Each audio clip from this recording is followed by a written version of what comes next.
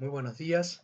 En esta oportunidad quiero presentarles una aplicación que hemos tomado en el último coloquio y es muy interesante porque es una solución de domótica y muy aplicable para las energías renovables, ¿sí? Cuando uno desea, digamos, conservar el medio ambiente y no utilizar los, las energías convencionales, como ser, por ejemplo, la energía eléctrica o la energía del gas natural.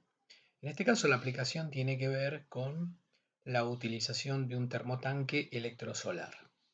Vamos a utilizarla para proveer agua caliente, por ejemplo, a una vivienda.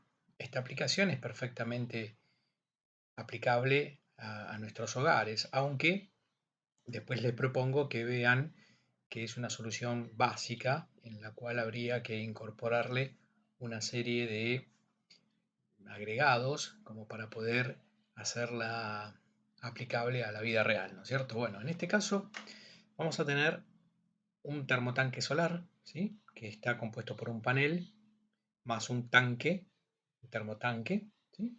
El cual posee una resistencia eléctrica de apoyo, que en caso de que la temperatura no sea la deseada, por ejemplo, si necesitamos agua caliente de noche o si está nublado o la temperatura que alcanza el agua no es suficiente, vamos a utilizar la red eléctrica, ¿sí? Para proveer una energía adicional para calentar este agua que está aquí en este tanque, el termotanque. A su vez, este termotanque solar tiene un sensor de nivel que va a necesitar sensar agua todo el tiempo.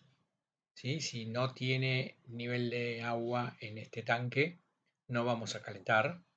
Y a la vez tiene un termostato, que lo que hace es un termostato que, digamos, tiene unos contactos de salida, es decir, tiene un preactuador y va a activar sus contactos cuando la temperatura esté por debajo de 60 grados. ¿Sí? Por ejemplo, si es un normal abierto, ese contacto que está cerrado se va a abrir cuando descienda por debajo de los 60 grados y cuando supere los 65 grados se va a cerrar. Esto significa que tiene una histéresis, ¿no? Es decir, el comportamiento del termostato es diferente cuando la temperatura sube a cuando la temperatura baja. Por otro lado tenemos un tanque elevado, perdón, que nos va a proveer el agua para nuestro sistema. Va a proveer el agua fría y va a proveer el ingreso de la alimentación del colector solar. Bueno, tenemos un HMI que tiene un pulsador H, es un pulsador de habilitación que va a habilitar el sistema, un pulsador PD que va a ser el pulsador de deshabilitación, un piloto luminoso LH que nos va a indicar que el sistema está activo y un piloto luminoso de avería de la bomba. Tenemos una bomba, ¿sí? Que en caso de que el tanque elevado tenga un nivel de líquido por debajo de un sensor de un nivel mínimo, vamos a activar una bomba. Esa bomba se va a mantener encendida hasta que alcance un nivel máximo. Entonces, vamos a ver cuáles serían las características o las condiciones de funcionamiento. Lo primero que tenemos que hacer es habilitar el sistema pulsando el pulsador pH y eso va a ser indicado a través del piloto luminoso pH. LH, perdón, esto está mal, ¿eh? Es el LH. Ah, no, está bien, el pH. Es decir, pulsando el pulsador pH, bien digo, ¿sí? Se va a indicar a través del piloto luminoso LH. En ese caso, en un inicio, todas estas electroválvulas, EB1, EB2, EB3 y EB4, se encuentran cerradas. Si el nivel del líquido en el tanque elevado está por encima de su nivel mínimo, lo que vamos a hacer, vamos a proveer de agua a través de la electroválvula 2, ¿sí? Al colector solar y al agua fría, al consumo del agua fría. Por lo tanto, en condiciones normales, con existencia de agua en el tanque elevado, vamos a mantener cerradas las electroválvulas EB1 y EB3. La electroválvula EB4, que es la que provee el agua caliente, va a depender de que si la temperatura en el termotanque solar, ¿sí?, se encuentra por encima de los 60 grados. Y eso va a ser detectado por el termostato que tenemos aquí. Es decir, que si la temperatura está por arriba de los 60 grados, esta electroválvula va a estar abierta. Si está por debajo, vamos a esperar 10 minutos, de manera tal que le vamos a dar la posibilidad de que el agua primero se caliente a través de la energía solar, y en caso de que esto no ocurra, vamos a encender la resistencia RC, ¿sí?, de manera on-off, es decir, la vamos a encender al 100% para calentar el agua que tenemos en el termotanque. Una vez que el sensor de temperatura, el termostato, detecte que la temperatura superó los 65 grados, ¿sí?, vamos a apagar esta resistencia y vamos a habilitar la electroválvula 4. Bien, si el tanque está vacío, es decir, que si el nivel de líquido está por debajo del sensor mínimo, vamos a encender la bomba. Para encender la bomba vamos a habilitar la electroválvula B1, ¿sí?, vamos a cerrar la electroválvula B2 y vamos a habilitar la electroválvula B3. ¿Qué hacemos? Vamos a inyectar a presión agua a través de EB3, de manera tal de que el agua va a subir por un lado al tanque, llenándolo, y por otro lado a través de EB3 vamos a proveer agua fría al colector solar y al consumo del agua fría. Eso mientras el tanque se llena, lo cual se mantendrá en esta situación hasta que se alcance el nivel máximo de líquido en el tanque elevado. Una vez que se alcanzó en este nivel, se apaga la bomba B1, se cierra la electroválvula B1, se cierra la electroválvula B3 y se abre nuevamente la electroválvula B2. De esa manera proveemos por gravedad, ¿sí?, a través de la electroválvula B2 agua fría al sistema, ya sea al colector solar como al consumo de agua fría. ¿Qué otras condiciones tenemos? La electroválvula B4 permite el suministro de agua caliente y se habilita cuando la temperatura es mayor e igual a 60 grados centígrados. Esto ya lo dijimos. Si en cualquier momento del funcionamiento del sistema no se detecta agua en el tanque elevado, deberá llenarse el mismo teniendo en cuenta las mismas condiciones del inicio. ¿Esto qué significa? Que esta condición que teníamos al inicio de verificar si teníamos agua en el tanque elevado debe realizarse, este análisis debe realizarse durante todo el sistema. Esto es importante. O sea, nuestro programa tiene que contemplar la posibilidad de estar chequeando permanentemente de la existencia de agua en el tanque elevado. De estar en cualquier otro estado, si el agua desciende por debajo del nivel mínimo, tenemos que volver a las condiciones de cerrar la electroválvula B2, cerrar la electroválvula B4 y habilitar las EB1 y EB3. Y la bomba para volver a llenar el tanque elevado. Eso es lo que nos está diciendo en este punto. Como les decía, el colector solar posee una resistencia calefactora de apoyo que se utilizará cuando no se alcance la temperatura deseada de 65 grados, censada por el termostato STC.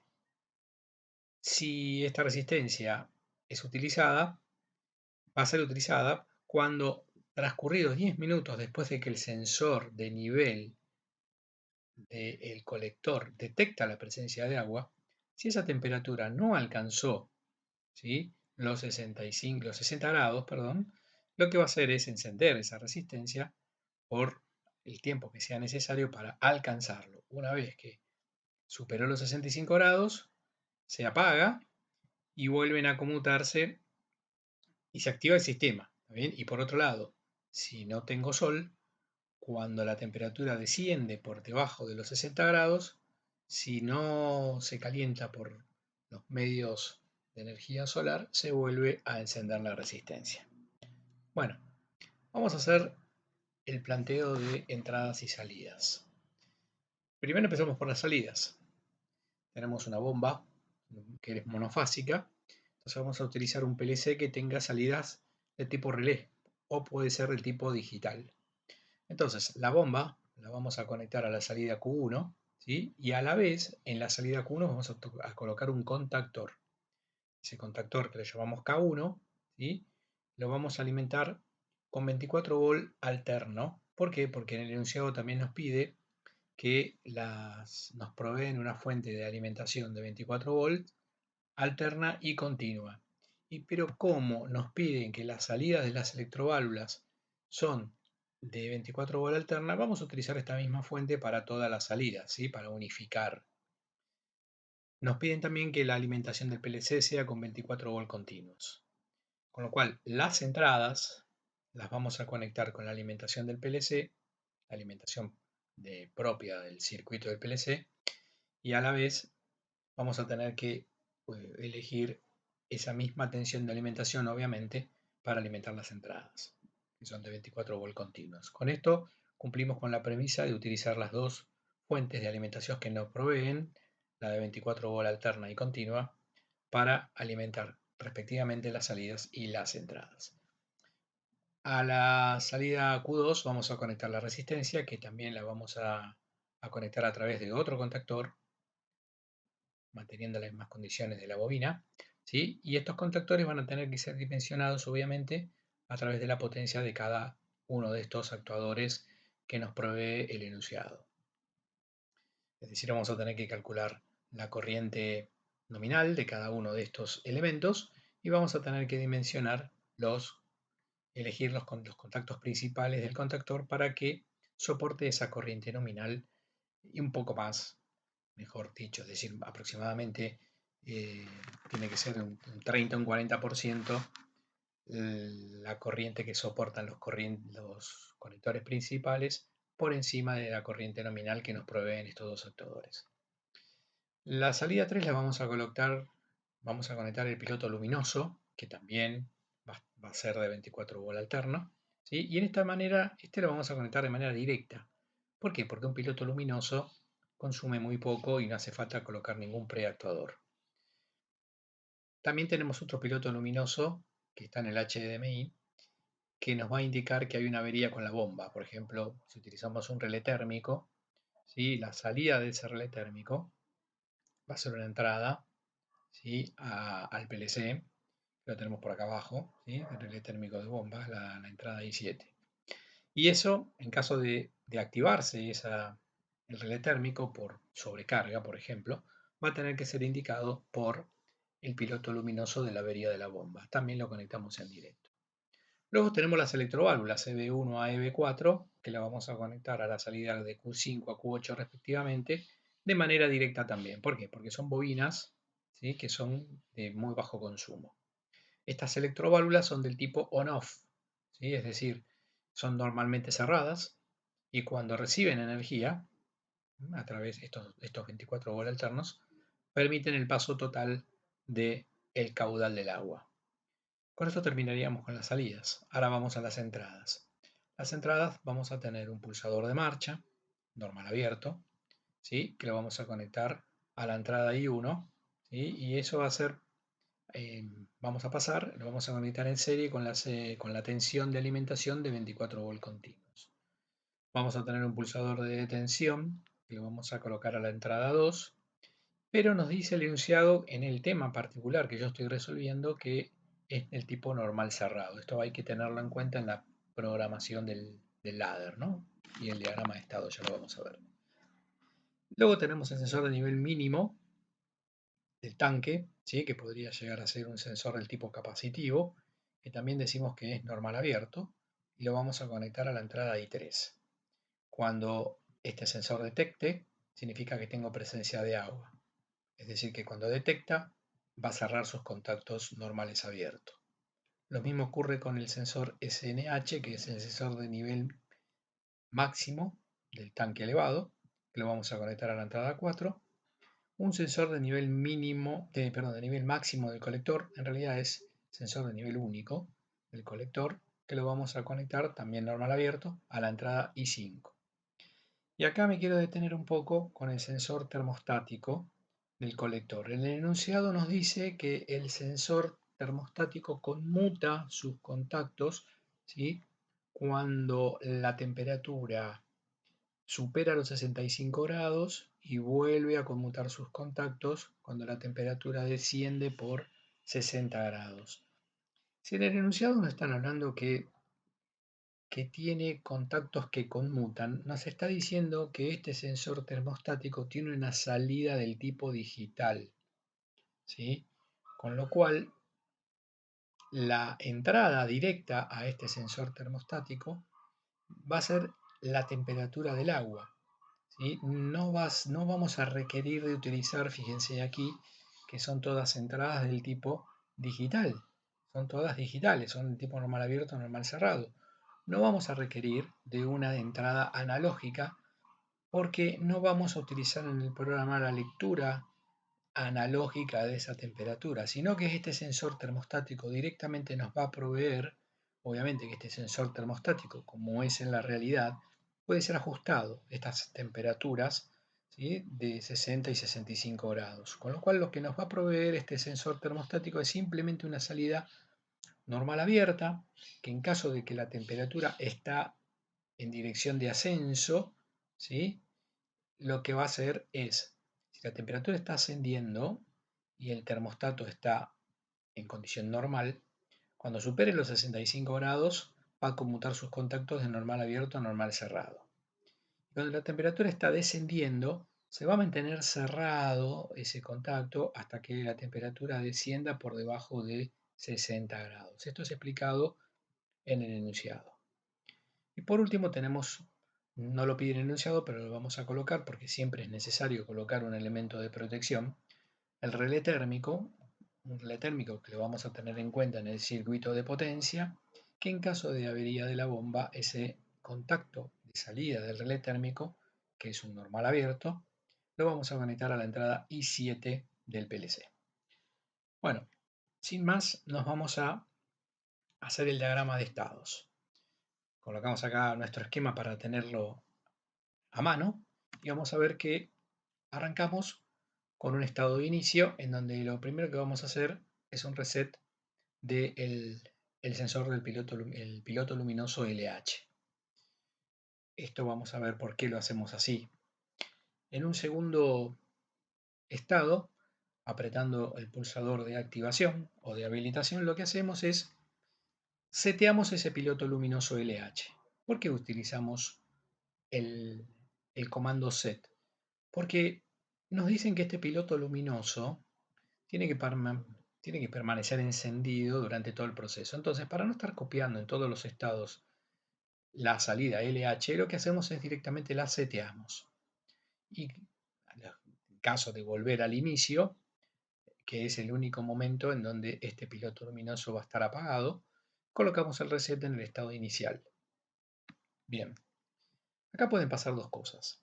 Que el tanque elevado posea nivel de líquido por encima de su sensor mínimo y o no, en caso de que no posea, es decir, el tachado significa que no está detectando el sensor de nivel mínimo, lo que vamos a hacer es encender una bomba, la bomba B1, ¿sí?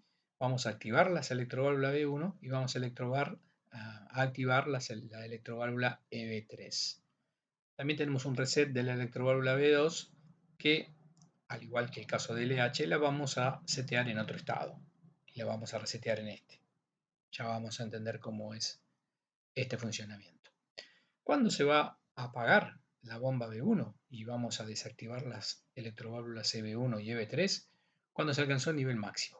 ¿Sí? Recordemos que mientras el tanque está vacío y el agua se está proveyendo a través de la bomba B1, lo que dijimos que teníamos que tener habilitadas las electroválvulas EB1 y EB3. ¿Sí? Mientras está encendida la bomba, habilitamos la EB1 para llenar el tanque y la EB3 para proveer agua fría al colector y al consumo del agua fría. Si por el contrario, una vez que el tanque se llenó o al inicio tenemos agua por encima del nivel mínimo, lo que vamos a hacer es habilitar la válvula EB2 con un set EB2. Y acá nuevamente utilizamos el comando set EB2 porque mientras se produzca todo el proceso que vamos a tener de este lado de la rama del diagrama de estados, la válvula EB2 tiene que estar activa, ¿sí? ¿Y en qué caso la vamos a cerrar esta válvula EB2? Cuando carguemos con la bomba el tanque porque está vacío. Por eso nuevamente utilizamos la variable set para no estar copiando en todos los estados que siguen aquí debajo la salida EB2. Nuevamente, si mientras estamos utilizando el sistema el nivel del tanque elevado desciende por debajo del nivel mínimo, lo que hacemos, vamos al inicio y acá podríamos haber ido directamente al estado 2 o directamente al estado 3. En este caso lo hice pasar por estado 2 porque va a ser un bypass a través del estado 2 siguiendo estas dos transiciones, ¿no? SNL negado y SNL negado. Pero también podría haberse enviado directamente al estado 3. Es lo mismo. Bueno, estando en el estado EB2, lo que tenemos que ver ahora es empezar a analizar el sistema de temperatura. Puede ocurrir dos cosas: que tengamos nivel suficiente en el termotanque solar y no esté alcanzada la temperatura deseada. Entonces, en ese caso, lo que vamos a hacer es lo siguiente. Puede darse también el caso de que sí tengamos, ¿sí?, el nivel de agua suficiente y la temperatura esté por arriba de los 60 grados. Con lo cual, en ese caso, estamos en condiciones de poder habilitar la válvula EB4 para proveer agua caliente al sistema. Si en algún momento, mientras se está proveyendo el agua caliente a través de EB4, recuerden que también está activa la válvula EB2 y también se está utilizando el agua del tanque elevado a través del agua fría. Con lo cual puede ocurrir que, estando habilitada la válvula EB4, ¿sí?, en cualquier momento se puede vaciar este tanque o se puede vaciar este otro tanque. Con lo cual, en el caso de que deje de detectar el sensor de nivel mínimo del tanque elevado o el sensor de nivel del termotanque, lo que vamos a tener que hacer es ir a este estado, y este estado evaluará si simplemente es que no tenemos agua en el colector, nos quedaremos aquí. Lo que vamos a hacer es cerrar la provisión del agua caliente. Esto lo indica el enunciado. Si además de no contar con el nivel suficiente en el termotanque, tampoco tenemos en el tanque elevado, ahí sí nos vamos a prender de vuelta la bomba hasta alcanzar el nivel máximo del tanque. Perfecto. Una vez que está encendida la electroválvula 4, estamos dándole servicio a la línea de agua caliente. Lo que puede ocurrir es que la temperatura descienda por debajo de lo que el sensor termostático me está indicando, es decir, por debajo de los 60 grados. Si eso ocurre, vamos a ir a un estado de decisión. Vamos a activar un timer de 10 minutos. Si luego de esos 10 minutos el agua se calienta, si el agua no se calienta, lo que vamos a necesitar es el apoyo de la resistencia, ¿sí? Con la resistencia ya sí nos vamos a asegurar que al cabo de un determinado tiempo el agua se va a calentar y el sensor termostático va a activar sus contactos indicándonos que alcanzó la temperatura deseada. Y ahí volvemos a activar la electroválvula 4. Si por el contrario no transcurrieron esos 10 minutos y el agua se calentó por la energía solar, va a volver también por esta otra transición al estado 5, donde volvemos a activar la electroválvula 4, ¿sí?, sin necesidad de tener que encender la resistencia. ¿Por qué? Porque el agua se calentó antes de transcurrir estos 10 minutos. Sería lo mejor, ¿no? Tratar de evitar utilizar la energía eléctrica para ahorrar energía. Bueno, ¿qué ocurre si por algún motivo, cuando estamos en el estado 3, la bomba se recalienta? Bueno, esto va a ser indicado por la activación de los contactos del relé térmico. Vamos a ir a un estado 8, donde vamos a encender el piloto luminoso de avería, que es este que está acá, la avería de la bomba. Vamos a hacer la reparación que corresponda, que puede ser intervención manual automática. Y una vez que el relé térmico fue reseteado o restaurado, lo que vamos a hacer es vamos a volver al inicio. Y eso lo vamos a hacer a través de el contacto también del relé térmico cuando ya está restaurado. Y aquí vamos a tener que volver a pulsar el pulsador de arranque para que volver a activar el sistema. Ahora, nos estamos olvidando de una cosa. Esto lo dejé a propósito. Uno creyera que ya estaría terminado, pero en realidad primero lo que falta es el pulsador de detención. Si de cualquier estado nosotros pulsamos el pulsador de detención, nos tendríamos que ir al inicio y resetear todas las variables. Aquí, para no complicar el diagrama de estados, de cada estado tendría que salir una flechita que va al pulsador de inicio para poder, que es un estado, digamos, el pulsador de detención es una condición que tiene una prioridad por encima de todas las demás. Con lo cual, de cada uno de estos estados que están aquí debajo, debería salir una flechita que vaya al inicio con el pulsador de detención. Piense que este pulsador de detención es un normal cerrado, con lo cual vamos a tener que ponerlo negado. Aquí tendría que ir negado. Bueno, ahora sí no creería que ya está terminado el ejercicio, pero sin embargo, recuerden que el consumo del agua fría es independiente de lo que está ocurriendo con el proceso de temperatura en el termotanque. Con lo cual, de estos estados, mientras estoy esperando, aquí tenemos del estado 5 que sale una condición por falta del nivel de líquido en el tanque principal. Pero tendríamos que sacar esta misma condición de puede ocurrir mientras estoy en el estado 6 o mientras estoy en el estado 7. Es decir, mientras estoy esperando esos 10 minutos, el consumo del agua fría puede hacer que el nivel del líquido descienda por debajo del nivel mínimo.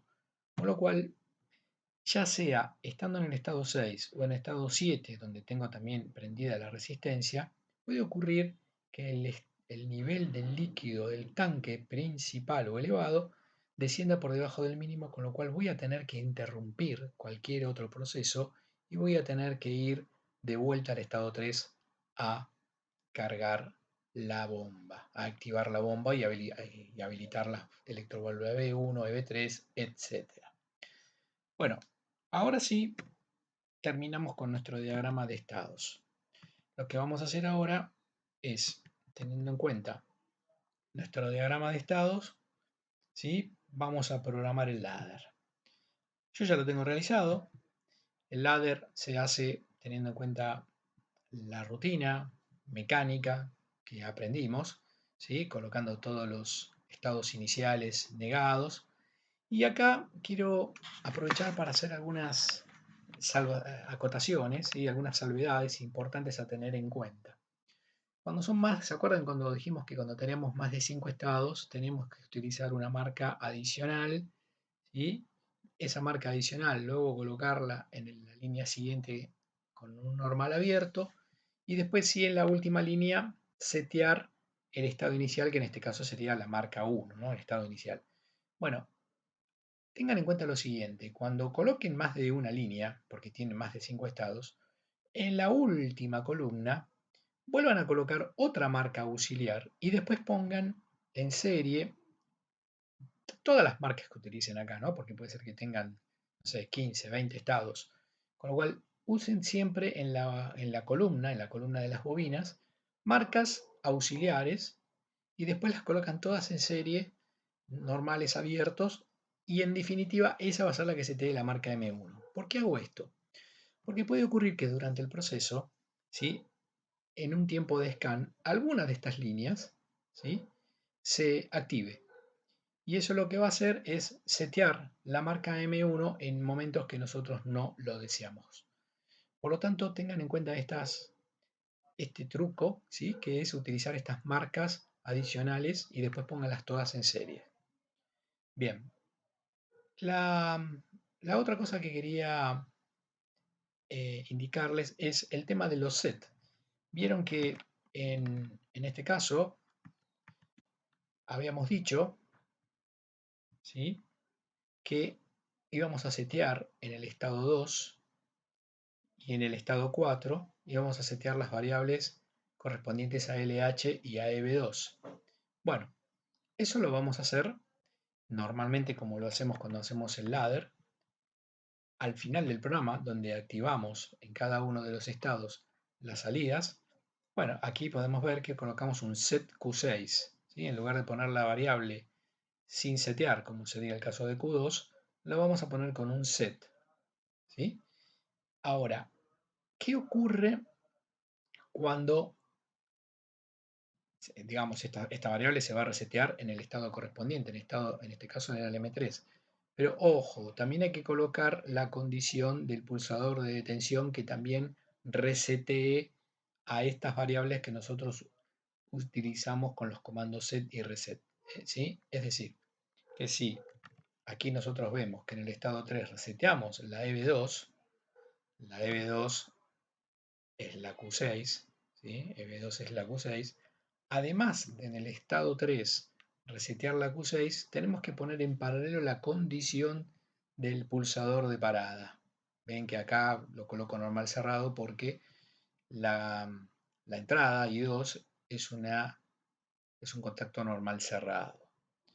Bueno, estas son las cosas que quería aclararles eh, previo a la demostración de cómo funciona el ladder. Después todo lo demás es aplicar el procedimiento de contar flechitas que entran y flechitas que salen del diagrama de estado. ¿Sí? Recordemos que, por ejemplo, en el estado 1, fíjense que tenemos 1, 2 y 3 flechitas que entran. Bueno, entonces van a ser 3 líneas que atacan al set de M1. Bueno, eso no lo vamos a repasar porque ya lo sabemos, cómo pasar de un diagrama de estados a un ladder.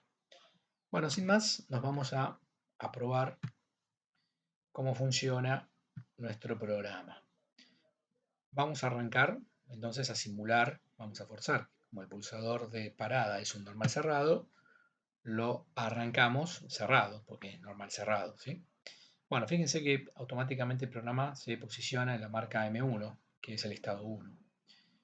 Y 1 es el pulsador de habilitación.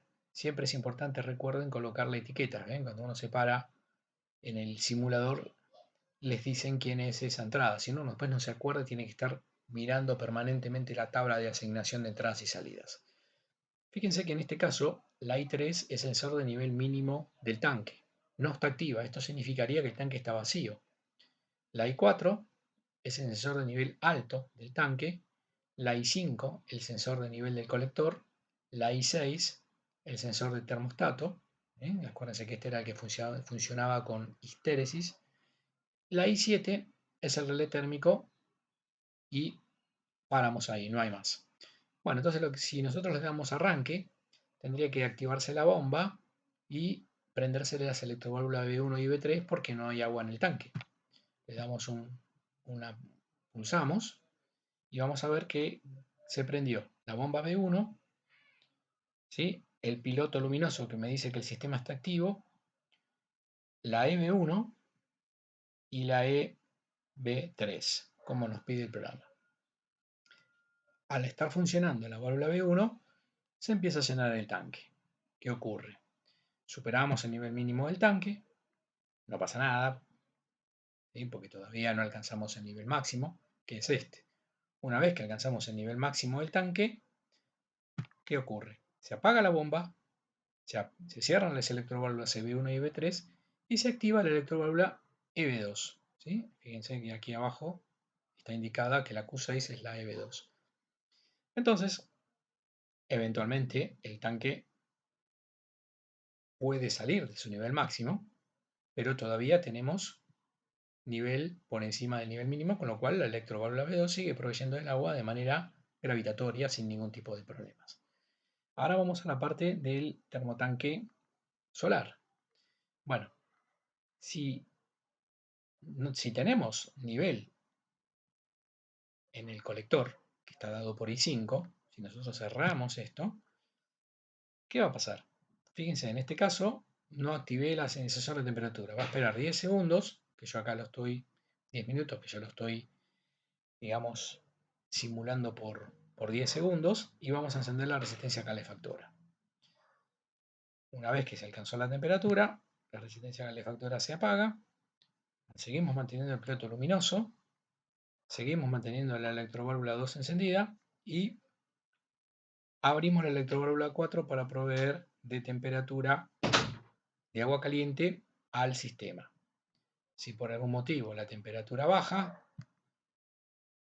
el problema nos dice que la electroválvula 4 se tiene que cerrar. Si vuelve, espera esos 10 segundos, prende la resistencia calefactora hasta que lo vuelve a alcanzar. Nuevamente, si la temperatura baja y antes de los 10 segundos por calentamiento solar vuelve a activarse, en ese caso no fue necesario prender la resistencia calefactora. Bueno, ¿qué pasa si en cualquier momento, ¿sí?, se desciende por el nivel debajo del colector? Se va a apagar la electroválvula 4 interrumpiendo la provisión del agua caliente. Vuelvo a alcanzar el nivel del colector. Si la temperatura está prendida, está adecuada, vuelve a proveer el agua caliente.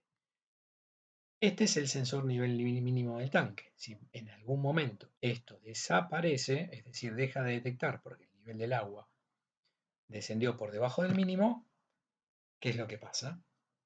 Volvemos al estado de prender la bomba B1, cerramos la válvula EB2, ¿sí?, y volvemos a prender la válvula EB1, EB3 y EB4 la seguimos manteniendo porque todavía tenemos nivel de líquido en el conector. Si por algún momento esto se detiene, deja de detectar, también se apaga. Bueno, si en algún momento obviamente apretamos el pulsador de parada, se resetea todo, ¿sí?, y vuelve al estado de la marca 1. ¿Sí? Aquí quedó activa el sensor termostático que funciona de manera independiente.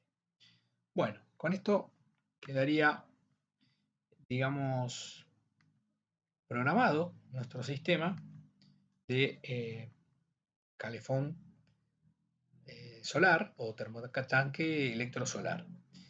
Una acotación. Todo este procedimiento, este subprocedimiento que está representado por los estados 5, 6 y 7, está realizado de manera íntegramente secuencial. Pero también podríamos haberlo programado de manera convencional con una rutina, ¿sí?, y llamar esa rutina como una salida más dentro del estado 4. Se los propongo para que lo realicen de manera personal y vean cómo se simplificaría el ladder haciéndolo de esa manera. Les dije al principio que esta era una solución que estaba, digamos, destinada a fines catedráticos, ¿no?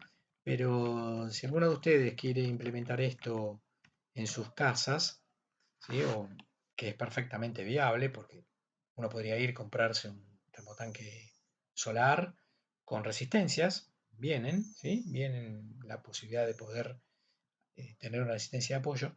Lo que habría que agregar en la solución real, porque ¿qué ocurre si no tenemos tensión? Si no tenemos tensión, estas son electroválvulas que son normalmente cerradas. Entonces no tenemos manera de poder activarlas, estas electroválvulas. Con lo cual, si no tenemos tensión, lo que tendremos que poner son bypass manuales, cada una de estas electroválvulas, ¿sí? O algunas electroválvulas tienen la posibilidad también de ser abiertas de manera manual. Entonces, si estas electroválvulas tienen la posibilidad de ser abiertas de manera manual, ya tendríamos resuelta la situación porque pasaríamos a abrirla de manera manual a estas electroválvulas. Bueno, eso es todo y espero que les haya gustado y estamos en contacto en cualquier otro video. Muchas gracias.